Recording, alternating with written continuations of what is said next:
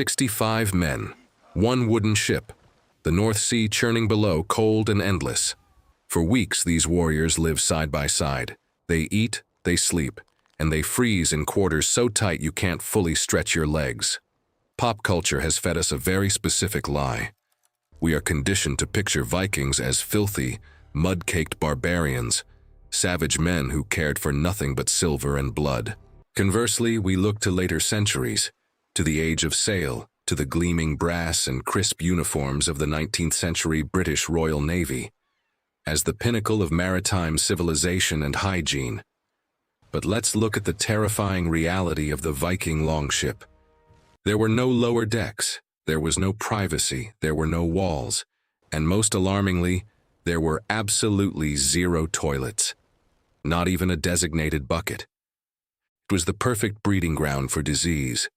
By all laws of biology, a Viking longship should have been a floating graveyard of cholera, dysentery, and typhoid. Yet year after year, these Norse fleets sailed, raided, and conquered. They reached North America 5 centuries before Columbus, and foreign visitors who actually met them recorded something that shatters our modern stereotypes. The Vikings were obsessed with cleanliness.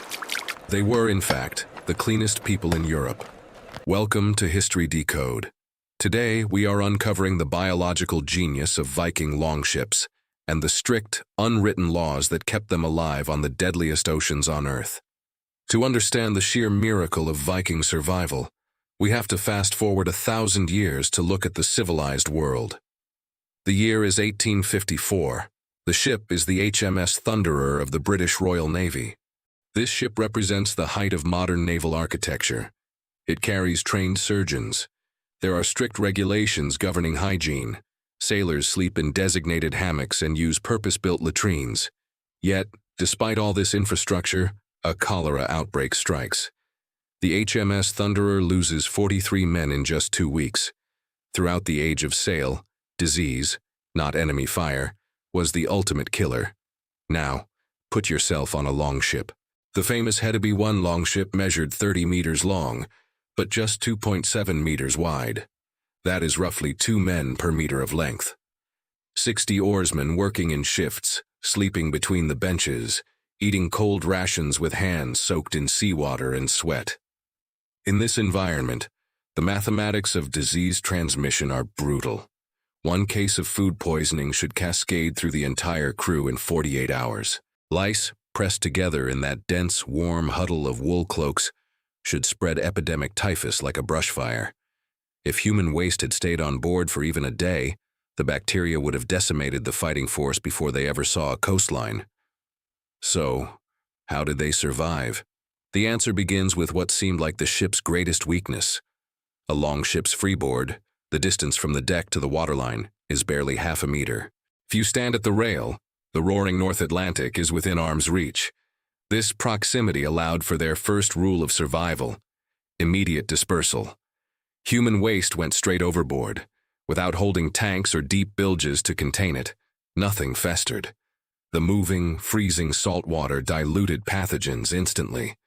The ocean didn't just receive their waste, it erased it. But the real genius of Viking sanitation wasn't just how they used the sea, it was how they used the land. A longship draws incredibly shallow water, often just 1 meter. Unlike bulky Mediterranean galleys or British galleons that required deep water harbors and heavy infrastructure, a longship could beach almost anywhere.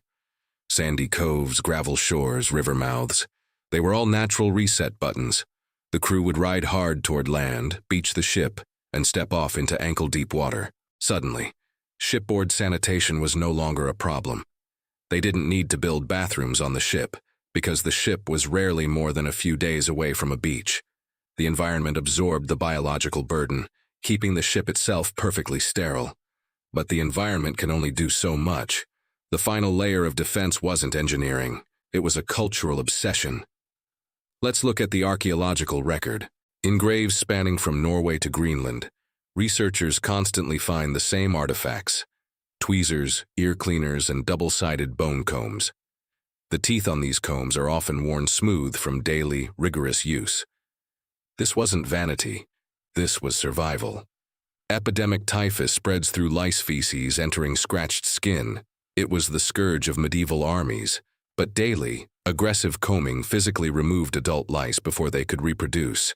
In 1220 AD, an English chronicler named John of Wallingford recorded a bitter complaint about the Viking settlers.